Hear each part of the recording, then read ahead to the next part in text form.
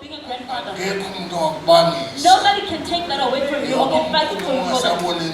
You'll be a grandfather even though you're blind. Therefore, I am truly grateful. Therefore, we are going to hear or listen to my son, Pastor S.D. Gumbi. SD Gumbi. S.D. Gumbi. Singashaya izandla sokufanele.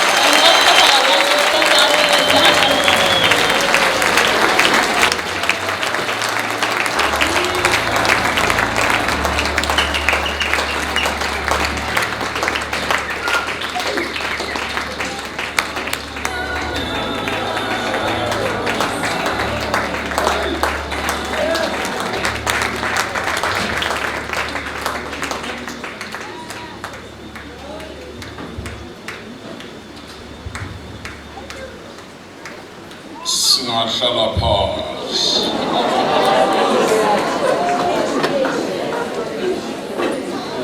Amen usekhona kodwa.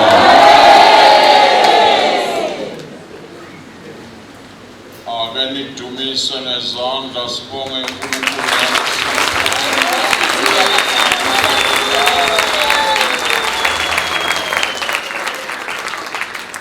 Asishayeli yena kodwa sibonga uNkulunkulu ngalesipho.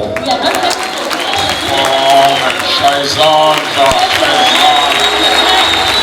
Ilizela ushaya izandla.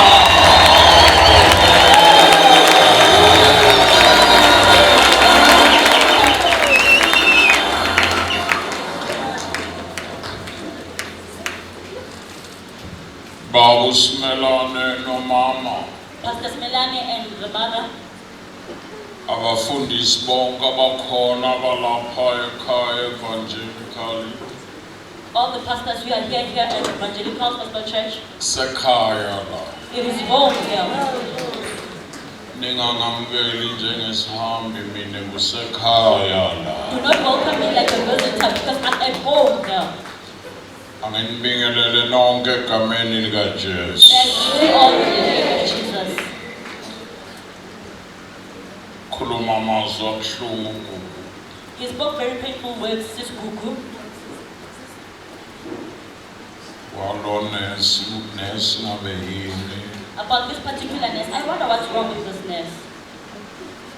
Ubaba nilapha esibhedlela. That when the father was there at the hospital, Ayithinta inhliziyo yami. she really touched my heart.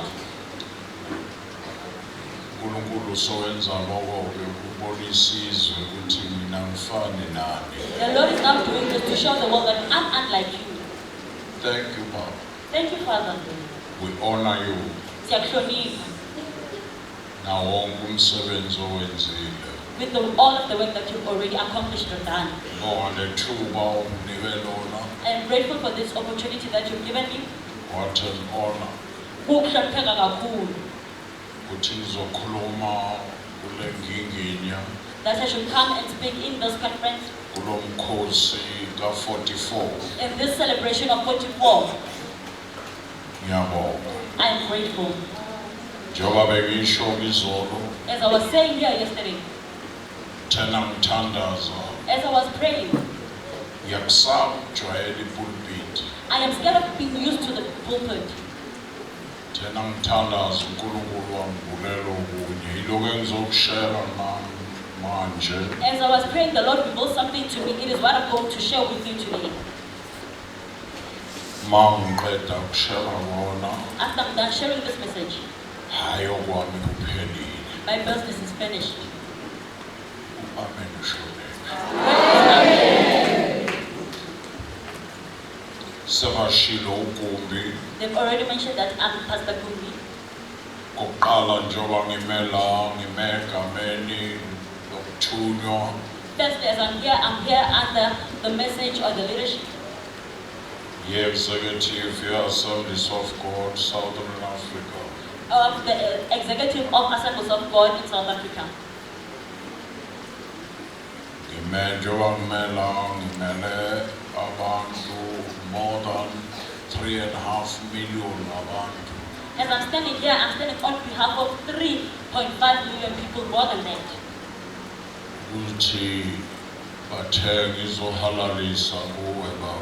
That they said I should come and congratulate you, Father.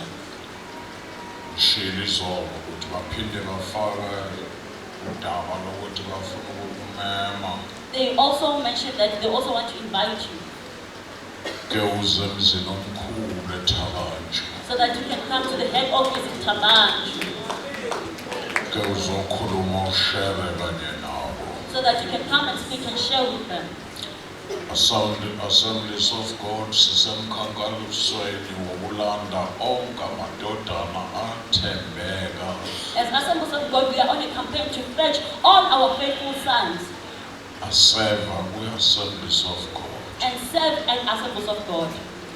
Sisekulo mkhankaso ke. We are on that campaign. Moqala ke wena. You are the first one, Father, Ukuyonyathela laphaya.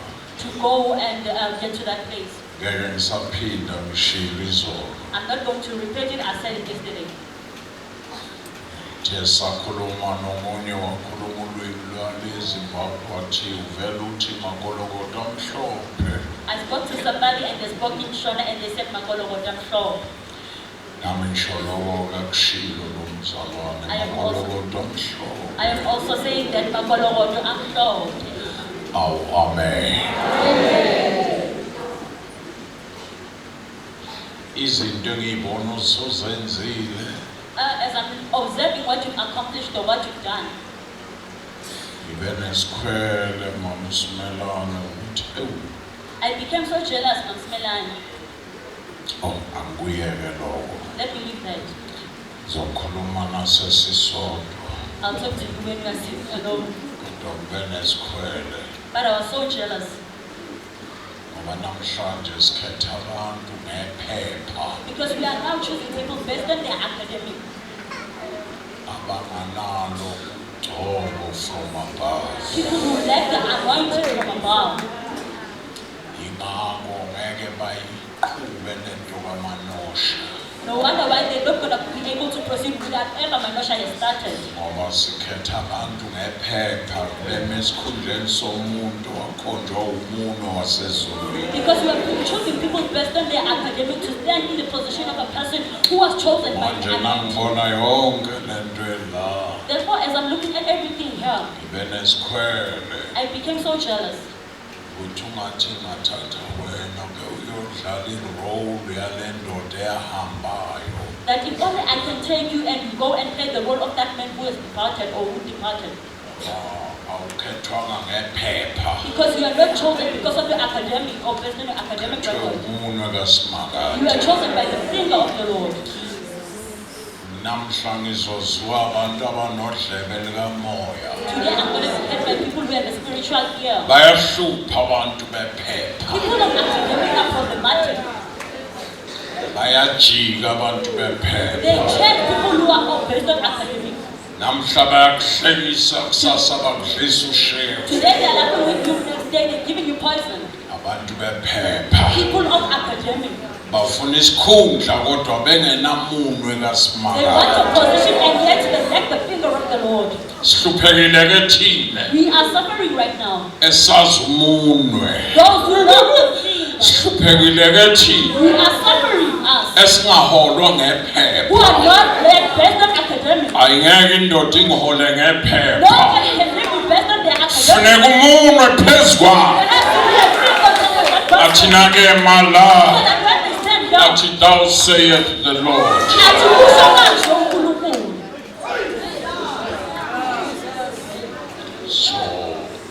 Sokhuluma sisodwa. Therefore, we'll talk alone. Nasenizongireleasa ngoba When you get ready to release me. khona indoda eshonile lapha emsakazweni kuRadio Pulpit. Because there's a man of God that has passed away from Radio Pulpit. Ngoba kaleni mele Pastor siyomngcwaba. Bakaleni, we have to go and bury him. Ngiyaphuthuma khona. I am rushing there. Ngibongile ukubona abafundisi kakhulu ukubona babachilisa. I'm so grateful to see the pastors, especially Mr. Khiliza. uNkulunkulu ambusise. May the good Lord bless you. Sengishilo I've already said, To the father that I request your number.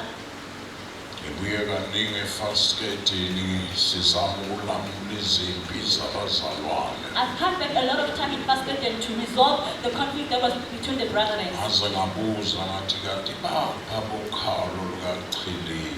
And I questioned, where are those who are born from Pastor Khalees? The Lord has blessed me just coming here. I request the Father. Contact numbers. The Father will give me your contact details.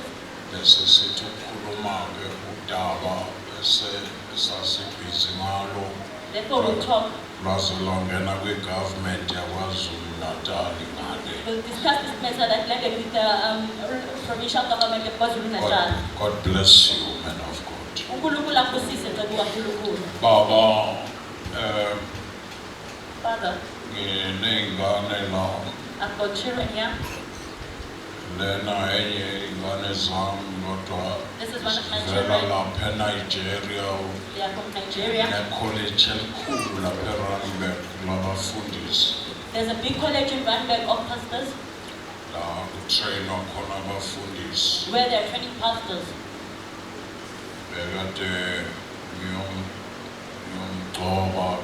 I went there to anoint him of his. He has now wrote a book.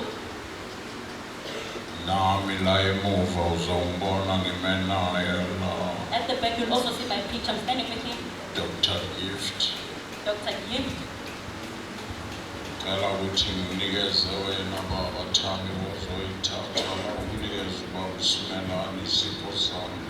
I request that I give it to you, Father.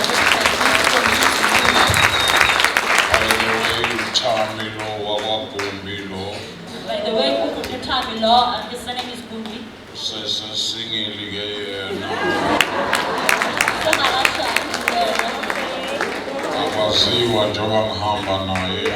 I don't know if I'm talking with you here. Please give it to the Father.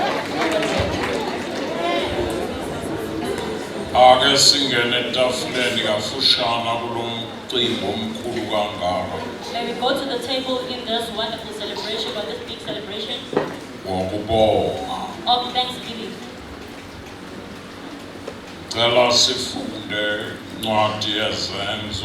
May we read from the book of Acts, chapter 2. Chapter 2.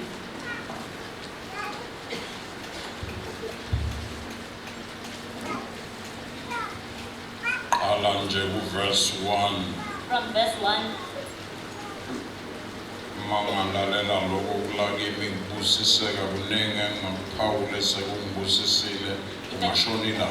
If I can listen to what is in me, I'll talk about being blessed, and the whole day will end with me talking about how much I've been blessed since getting to this place. From verse 1. Whoever is reading for us with the languages that you guys are using to communicate here, you can read from verse 1.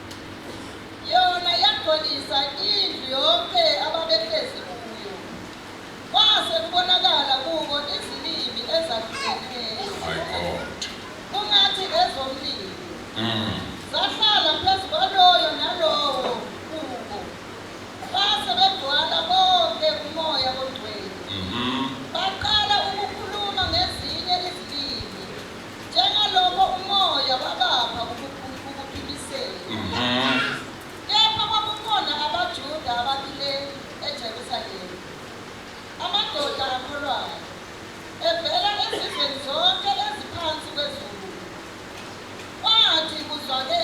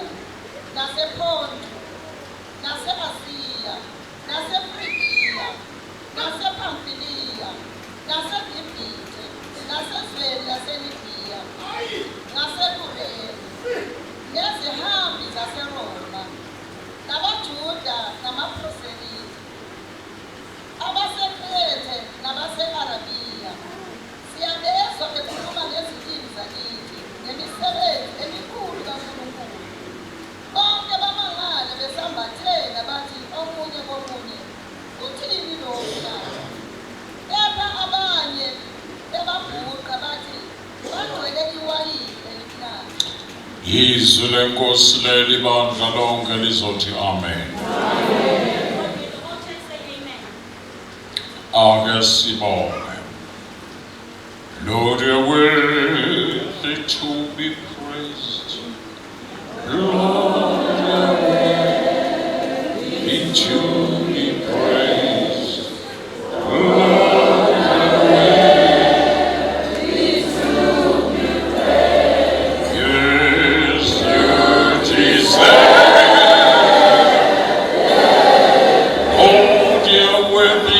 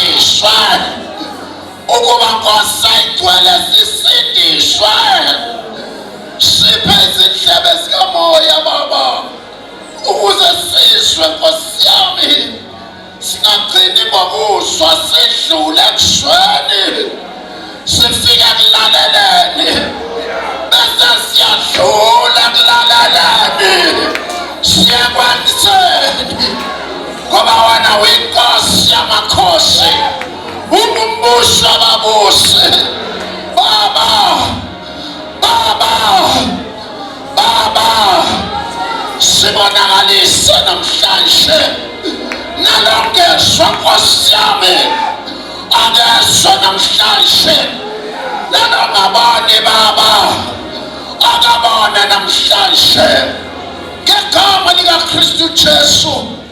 Baba siyabonga. Amen. Ngizocela kulesikhathi I would request that in this particular time, abafundisi abaselula ngathi lamagama nje all the pastors that who are young, bathathu such as Mr. kwezomalami la 3 of them, they come and stand with me over there. mzuzwana ngiyacela For a athi minute, babe bathathu abafundisi nje There are 3 pastors abaselula who are young. uqala sofikile The first one is already here. esibili The sofikile second one is already here. owesithathu Can I have the third one? ngiyabonga owesithathu sokhona imali izodi zokumalami nje la The third one is coming as well. Come and sanibonani egameni likajesu in the name of Jesus. thinta umakhelwane kancane nje uthi makhi Touch your neighbor and say, neighbor, hayi kabi uyabingelela loyababo lapha phambili this man is praying. Jesus. bana mdala keni nobathathu Who is the oldest amongst the 3 of you? hayi didn't see them You are correct, brother. mhlathu yasho kudala uhlafuna lunga ngicela umelana ngiyabonga Pastor, please go stand over there. wena imala But the other one stand cela on the uthi same time. qikelele But the other one stand thank on you the other side. ujesu nabo kimi abathathu Jesus is a 3, or is separated into 3 dimensions. unokimi abathathu He is separated into 3 dimensions. zaneni kimi Come to me, hlalani kimi abide in me, fundani kimi learn from me.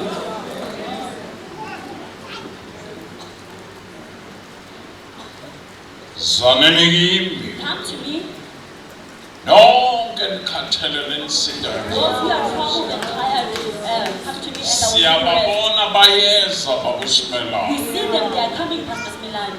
inkinga The problem is engisinayo that we have, okanye mina ugumbi GUMBI enginayo or that I will be GUMBI that I have. angibaboni behlala I don't see them abiding.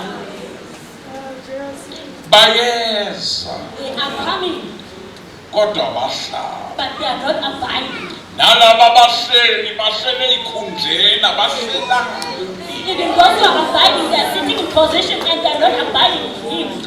ubona mhlanjana ahlushwa amene ephucwa isikhundla You see them when they are taking the positions away.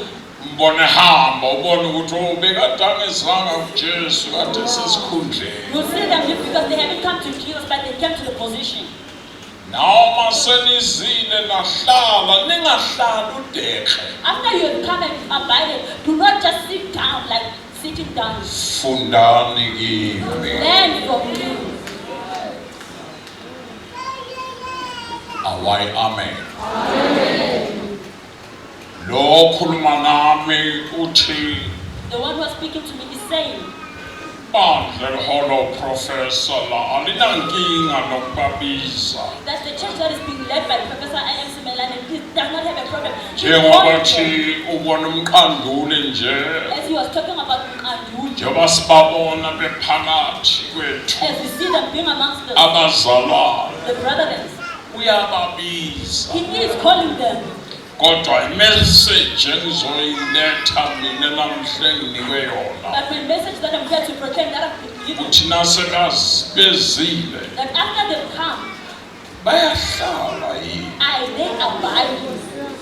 nasebehleli After they've abided, namhla sizoletha isifundo today we are given to give a teaching. fundani Learn.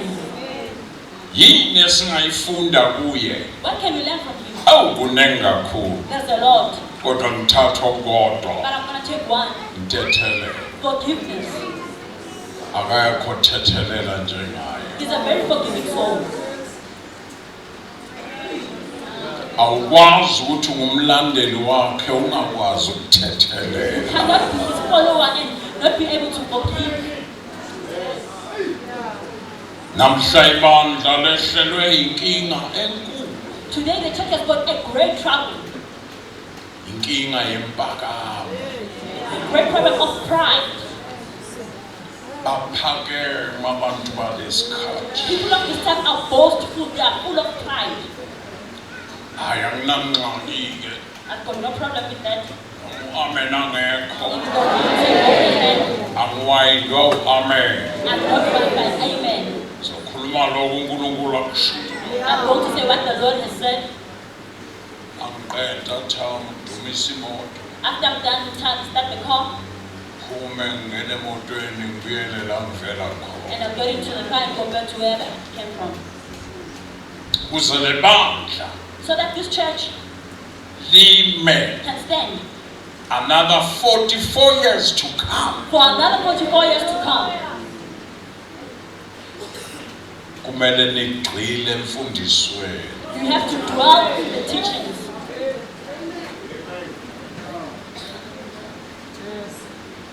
Maningi amavangeli akhona la ngaphandle. There are many gospels out there. And now ngaba busy lokuhlabana nawo ngaze ubukeke nawe sowungomunye ofana nawo. And if you can be busy criticize them, you look just like them. Baningi abantu abathi basindiswa kusesiyinkinga. There are many people that say they are born Lesikhathi born again. usindisiwe. Is not a problem anymore because everybody's born again nowadays. Sesihluko onyaweni. We are now not differentiated by the path or the manner in which we Khona walk. bebagida labangibusisile bashaya kancane ngathi There are abayila. those who were dancing here. The doing so as if they are going nowhere. Unyawo lwabo luhamba kanye kanye. But the foot is moving in the same direction. Sesizawuhluka onyaweni.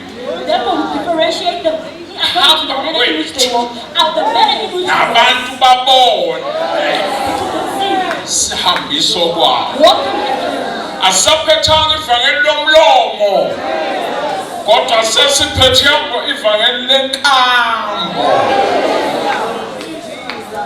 you have the gospel of the path of.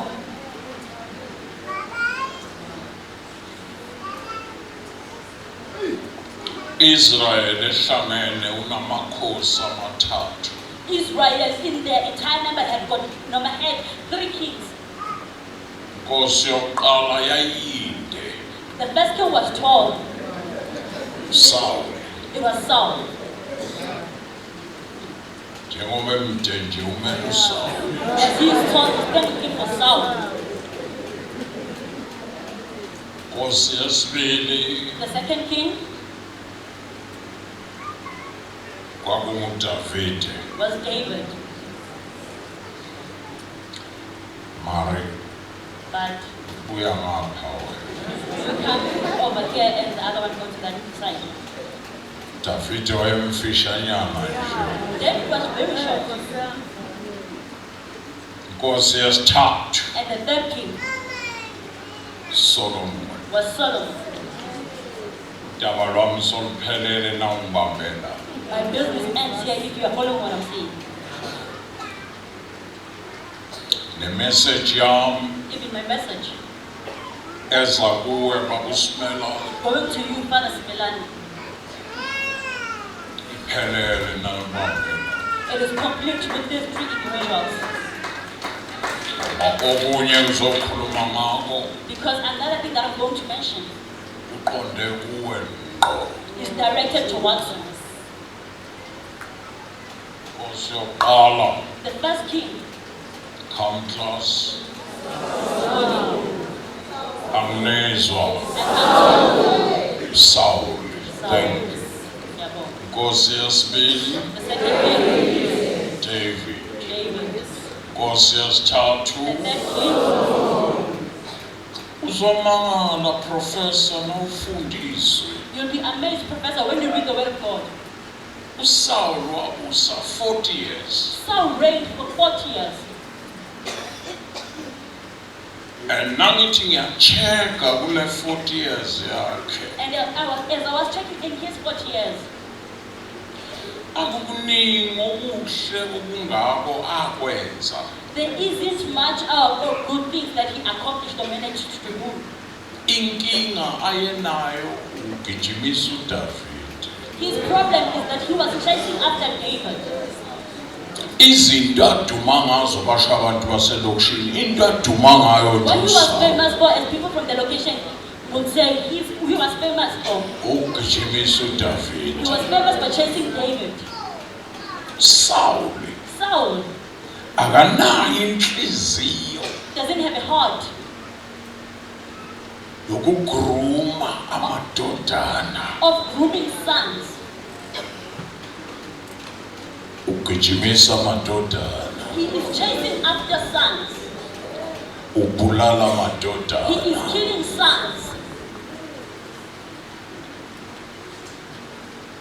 wagijimisa uDavid He chased David kwaze kwaphela u40 years wakhe up until his 40 years of reigning was complete or was finished. wangena uDavid Then came in David. bamba naku Hold this or take this, note this. akunandaba bangakugijimisa kangakanani Because it doesn't matter, they can chase you for as long as bengithi you want. akunandaba noma bangagijimisa I was saying kangakanani you can chase you as long as you want. uJehova ekugcobile If the Lord has anointed you, akekho ozokumelana kanye nawe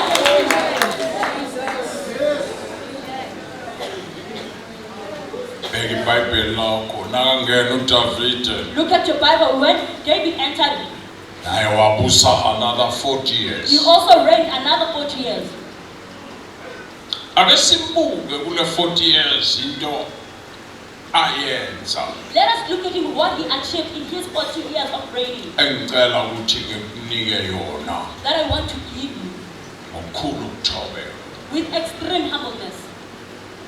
le 40 years yakhe uDavid into ayenza His 40 years of reigning, David, what he did, ziningi there are a lot. kodwa ngicela ukuthatha leyo But may I take this one thing? ey'nsukwini zakhe zokugcina In his last days, uma sekuzophela i-40 years when the yakhe 40 years was almost finished, uthi Jehova ngifuna ukukwakhela he said, Jehovah, I want to build you a house. uNkulunkulu uthi hawu And the Lord said, how? akukho nkinga ngakhelwa indlu emhlabeni There's no problem. They build a house for me on earth. ayinankinga That is not a problem. umqondo omuhle In fact, it's a wonderful idea. kodwa But not wena not you. wena solwe kakhulu izimo You have fought so many battles. izandla zakho igcwele igazi Your hands are full of blood. sokuyokwakha indodana yakho Therefore, your son will be the one to build the house. Solomon Solomon.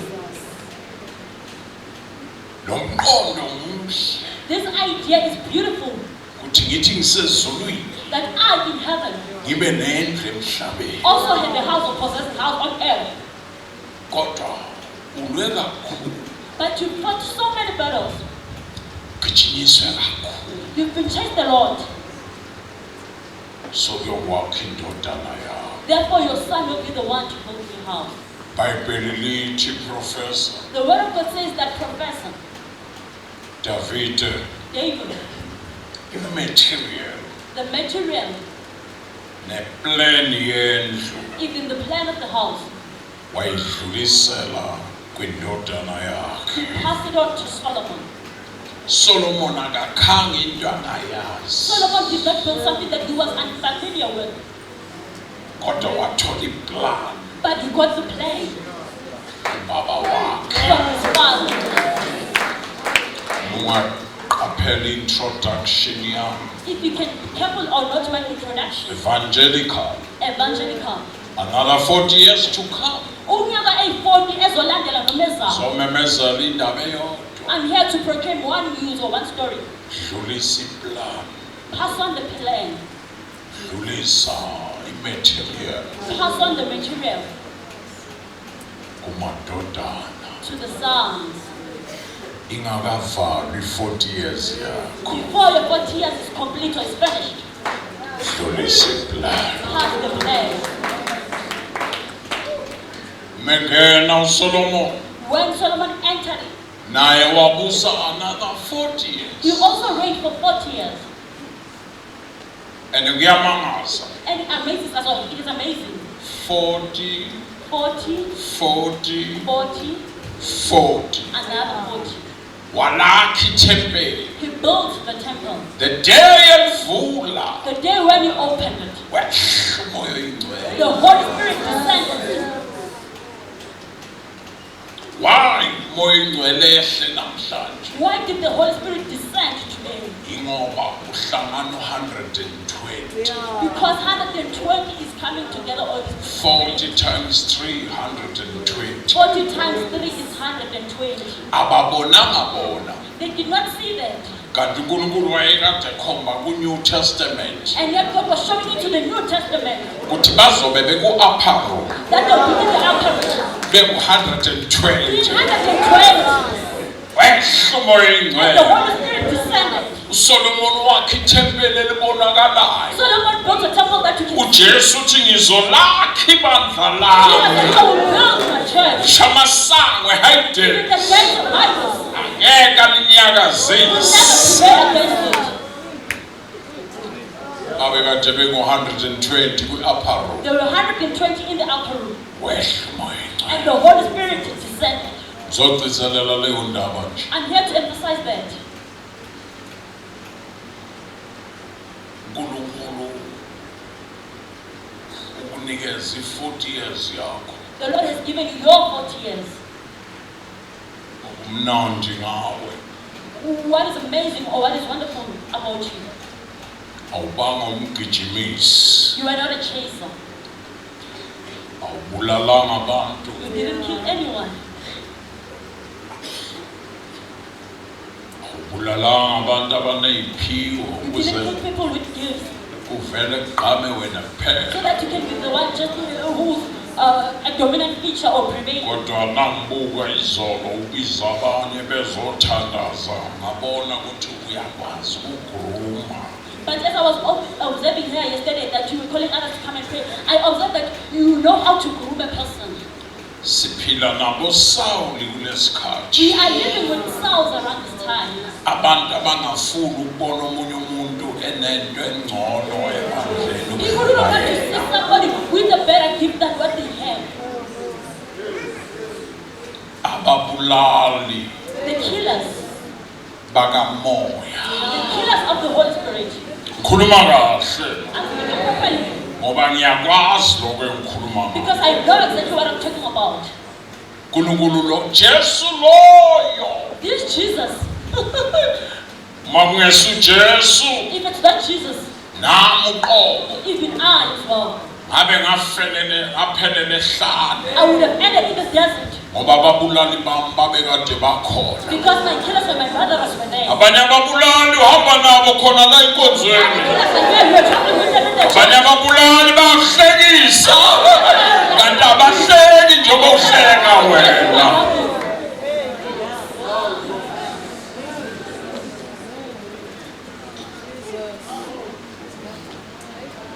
Ake lithi izandla. You wave your hands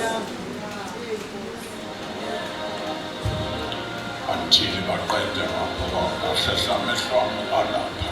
my eyes are towards that direction. I want them to finish whatever they do. Once kwalahleka ne-connection yami la ngeke kulume. Once I lose this connection, I'm not going to be able to do whatever I have to do. Dani nezaziso senu Finish with the announcements niye kuprofesa kulesikhathi. and leave the professor around this time. Ngiyamdinga kule ngxoxo. I really need this connection. Ake wenze nje.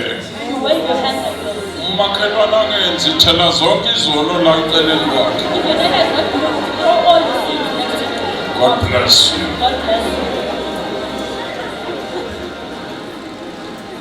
Ungabi umbulali wasevangelical. Do not be a killer and evangelical or evangelical,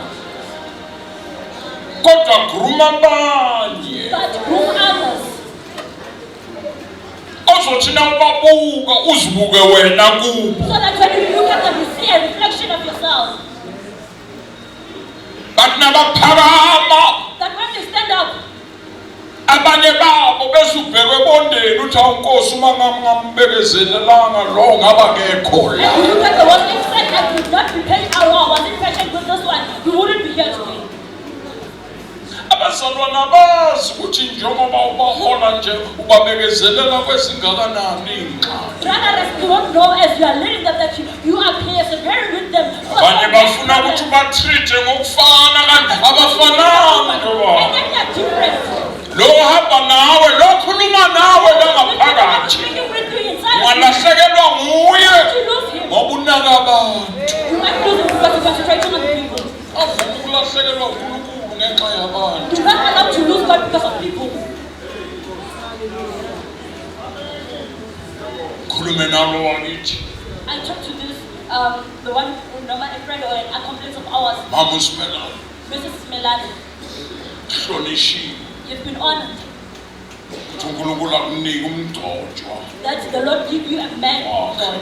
A man of God. Ngathi uNkulunkulu It's like God. angaqala kuwe. I wish that the Lord would Simelane aqale kuwe. commence with you, Melani. Khulume njengoMoses waqala. Speak like the old. Abeke izandla kuwe. Athi umoya kimi ngiyawukhipha ngiwufaka kuwe uze ubone njengami ungabi isithiyo endleleni yami ngoba endleleni la abanye abantu baqedwa amakhosikazi abo.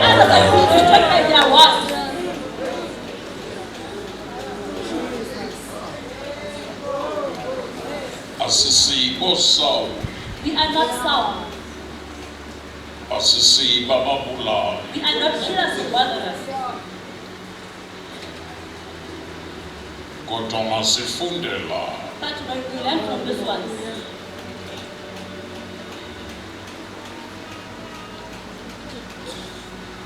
angazi noma uzwile qhiliza I don't know if you heard the reason uma okaSimelane beke kuseni silaphaya that when Mr. Melani was narrating over there when we were in that book, kwafika inyembezi eyishisayo lakini I felt hot tears in my face, ngibona wonke lo msebenzi ongaka looking at those whole project or those work. athi lo lakini The one in his side, akadlalanga nge-40 years yakhe he did not toy or play with his 40 years. udlalanga ngiyakuhlonipha I respect you. awudlalanga nge-40 years You yakhe didn't play or toy with the 40 years. ngizokutshela into eyodwa nje I'm here to make one request. ngoba uma ungashiya kunje Because if you can live as the situation is right now, ungabibikho ozodlulisela kubo iplan without having anyone to pass on the plan, ungabibikho ozodlulisela kubo imaterial lacking a person who is going to pass ukuthi the from plan. here Start from here. wethu Siyakuba. mhlanzane uNkulunkulu What ekukhumbula the Lord remembers you. kuyawuphela konke Everything will be finished. bese bethaba